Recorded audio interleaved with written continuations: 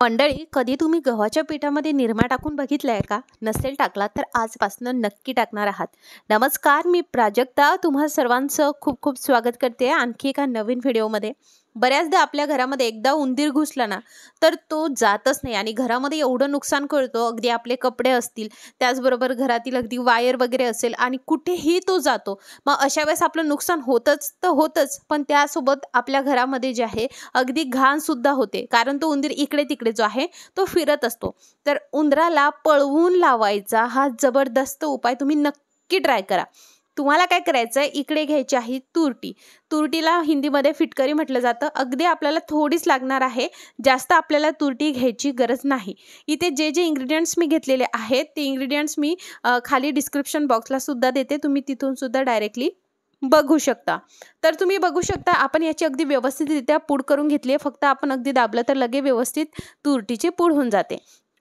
काय होतं ना, जेव्हा आपल्या घरामध्ये उंदीर घुसतो ना तर आपले जे दारं खिडक्या आहेत तिथे खाली जेव्हा आपण दार लावतो तर खालून काही जागा जास्त आहे का, तिथून सुद्धा रात्रीच्या टाईमला उंदीर येतात. मग अशा वेळेस तिथे कपडा वगैरे लावावा. त्यानंतर तुम्हाला तुरटीची पावडर केल्यानंतर यामध्ये घालायचं आहे 1 चमचा बेकिंग सोडा. बेकिंग पावडर घालायचं नाही, बेकिंग सोडा घालायचा आहे. आणि जेवढं तुम्ही बेकिंग सोडा घेतलाय तेवढंच मीठ घ्यायचं आहे, व्यवस्थित मिक्स करायचं. आता बघा, आपल्या घरामध्ये जर उंदीर घुसला असेल तर आपल्याला माहीत असतं नेमका तो कुठे आहे, कारण त्याचा आवाज येतो. रात्री आपले लाईट बंद झाले की लगेच त्याचा आवाज येतो. सो तिथेच तुम्हाला हे ट्राय करायचं आहे. त्यानंतर इकडे घालायचं आहे आपल्याला 3 मोठे चमचे गव्हाचं पीठ. गव्हाच्या पिठाच्या ऐवजी तुम्ही बेसन पीठ किंवा मग मैदा जो आहे त्याचा वापर करू शकता. बस हे दोनच ऑप्शन आहे, ज्वारीचं पीठ वगैरे घेऊ नका. आता हे व्यवस्थितरित्या आपल्याला मिक्स करायचं आहे आणि थोडं थोडं पाणी टाकून, जसं आपण पोळीसाठी उंडा मळतो अगदी आपल्याला तसा मळून घ्यायचा आहे.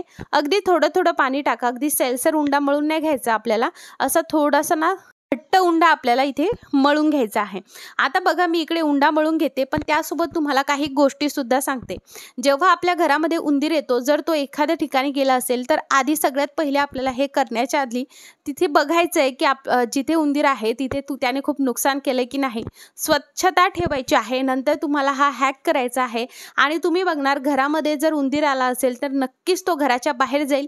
याने उंदीर मरत नाही, आपल्याला फक्त घराच्या बाहेर पळवून लावायचं आहे. आणि जिथे कुठे तुमच्या दारा खिडक्याला असे होल असतील, मोठे मोठे स्पेस असेल जिथून उंदीर येतो, तिथे आपल्याला व्यवस्थितरित्या रात्री झोपण्याच्या आधी कपडा लावून घ्यायचा, म्हणजे उंदीर किंवा घुस आपल्या घरामध्ये येणार नाही. आता बघा, असे गोळे करून घ्यायचे. थोडे मोठे मोठेच आपल्याला करायचे, कारण उंदीर म्हटलं नाही तरी थोडा मोठाच असतो. आता काही छोटे सुद्धा असतात, पण घुस वगैरे आली असेल तर ती खूप मोठी असते. सो आपल्याला अशा पद्धतीने जसं आपण बिट्ट्याला वगैरे करतो ना तसं असं गोलाकार हे द्यायचं आहे, जसं की मोदकाला आपण पारी बनवतो अगदी तसं. आणि यामध्ये आपल्याला टाकायचं आहे निरमा. निरमा जेव्हा आपण उंडा मळतोय तेव्हा टाकायचं नाही, असं मधोमध निरमा टाकायचा. निरमा का टाकायचा, तर निरमाच आपल्या या पूर्ण हॅकमधला मेन इन्ग्रेडियंट आहे. निरम्यामुळे म्हणजे किंवा निरमा उंदीरने खाल्ल्यामुळे त्याला जे आहे खूप अस्वस्थता वाटते आणि तो तिथून पळून जातो.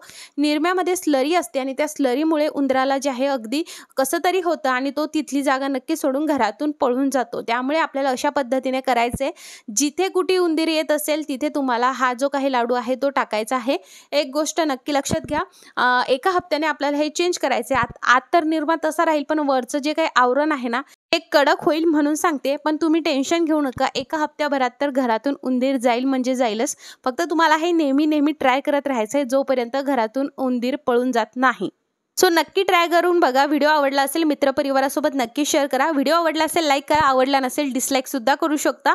फेसबुकवर बघत असणार तर पटकन लाईक करा, फॉलो करा. व्हिडिओ बघितल्याबद्दल तुम्हा सर्वांचे खूप खूप आभार मंडळी.